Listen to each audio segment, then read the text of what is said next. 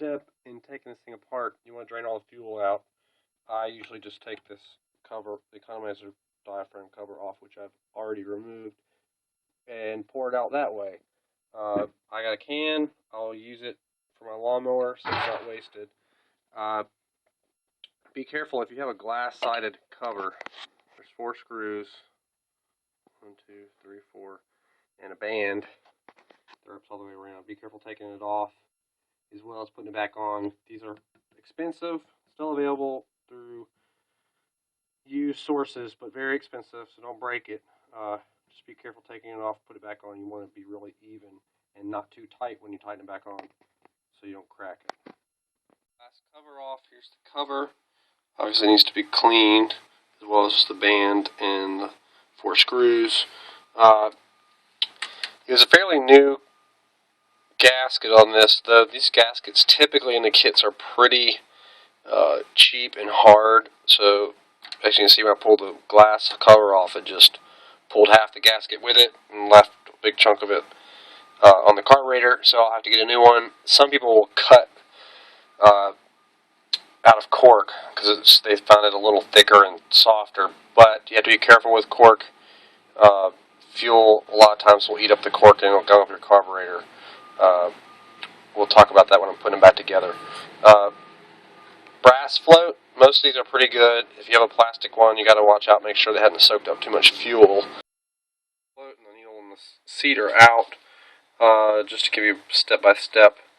This came off. Behind it, there's this screw with a brass washer, or copper washer, that fits in here and holds the needle seat on from this side. And then right against the face of the inside of the carburetor is another brass washer. This has obviously been rebuilt as a new, nice and shiny needle and seat. It didn't appear to have any problems, so I'll probably just leave it in place. The previous owners told me he rebuilt it, and I believe him because it's new parts, but didn't do a very good job of cleaning it, so we'll just let it soak for a couple days. This right here is the main well, or the main circuitry of this carburetor. If it was bad, it's the trickiest part to replace. This in the corner, this little poppet valve, is what controls the what's called the economizer circuit. The economizer diaphragm, which is this spring here with this rod, it actuates from above down on that poppet valve. When you have a vacuum condition like at idle or off the throttle while you're driving down the road, going down a hill, the vacuum from the engine will pull that spring rod up and allow this poppet valve to close. What that does is it leans out the mixture, because this poppet valve, when it's open, pushed down like that when you have no vacuum, and it's pushed down by that spring, it provides an additional path for fuel to enter the main circuitry. This right here is main jet, so most of the fuel during normal operation under throttle condition is coming in that jet, goes up, mixes with the air, goes into the throttle body. Let's see if I get this correct. That is idle air, I believe, so that's controlling your idle mixture. And all of that is laying in front of the accelerator pump, which is the part that's giving us a problem in this carburetor. And I'll go ahead and pull this apart, make sure it looks okay. But more than likely, because this poppet valve doesn't have any miles on it, it's still in pretty good shape. Doesn't have much wear on the top. Should be good, it just needs to be cleaned real well. There's 5 of them, 5 small screws. That's the main jet, so don't need to touch that quite yet. There's a spring on the accelerator behind it that'll pop it up, so just be careful when you're pulling it off. You've got your economizer poppet here. It allows extra fuel under load to the main jet. Idle air, look on the back, they all feed through into the main body of the carburetor, into here, into the throttle body. What we're concerned with is the accelerator pump, which is this portion, the back of it. It feeds fuel in through here on the bottom of the main well.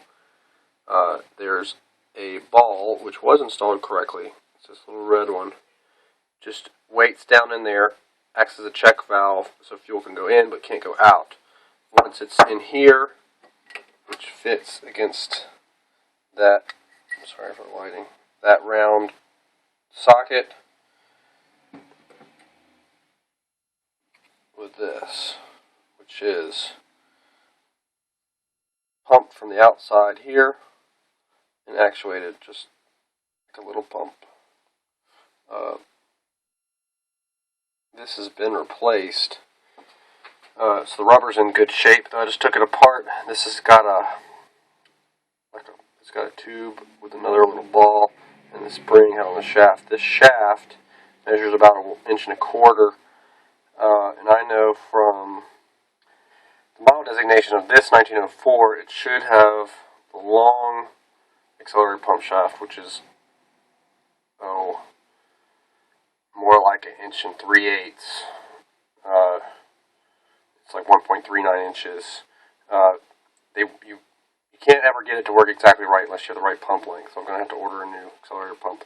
Typically, when you order rebuild kits, they come with a short one, like if you get it from Napa or something like that. So that's probably what happened. So when this accelerator pump is off, like say you let off the throttle, it will suck fuel in through that hole, past the check valve, into this chamber.